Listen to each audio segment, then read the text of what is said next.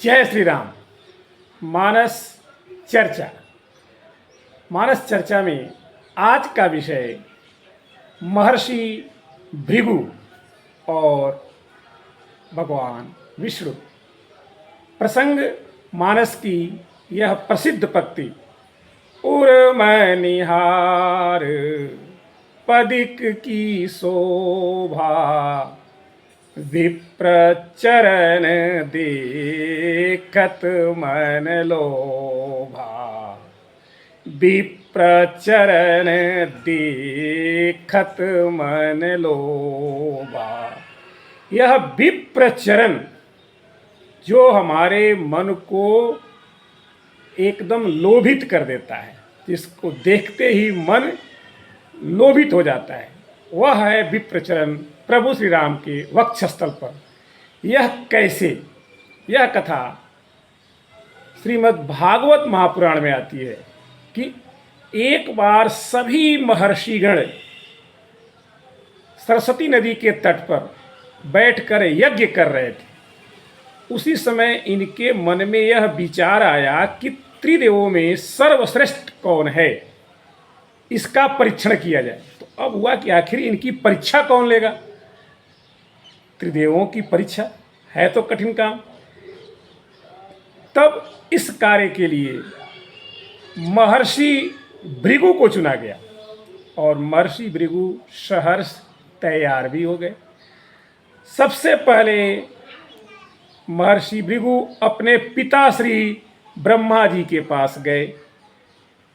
भृगु जी ब्रह्मा की ही संतान थे। पिताजी के पास जाकर के महर्षि भृगु ने अपने पिताजी का अभिवादन नहीं किया। अभिवादन नहीं करने से ब्रह्मा जी को क्रोध आ गया और ब्रह्मा जी ने इनको बहुत ही भला बुरा कहा। वहाँ से सीधे महर्षि भृगु कैलाश पर आते हैं। कैलाश पर आते हैं तो कैलाश पर जैसे ही पहुँचते हैं वैसे ही सदाशिव भगवान महादेव अपने भाई से गले मिलने के लिए उतरते हैं और गले मिलने जाते हैं, लेकिन महर्षि भृगु इनको कुमार्गी कहकर कहते हैं, दूर हटो, हम तुमसे नहीं मिलेंगे। यह शब्द सुनते ही महादेव को क्रोध आ गया और उन्होंने और देखा ताव त्रिशूल निकाल लिया और इन पर वार करने के लिए अग्रसर हुए। लेकिन माँ पार्वती ने उन्हें रोका, समझाया और महादेव जी ठंडे हो गए, मान गए।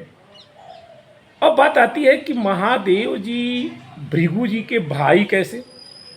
तो वंदे ब्रह्म कुलम कलंक समनम। ब्रह्मकुल के महादेव जी और ब्रह्मपुत्र भृगु, इस नाते ये भाई हो गए। एक मान्यता के अनुसार दक्ष प्रजापति की पुत्री सती से भगवान शिव की शादी हुई थी और उन्हीं दक्ष जी की दूसरी पुत्री ख्याति से महर्षि भृगु की शादी हुई थी।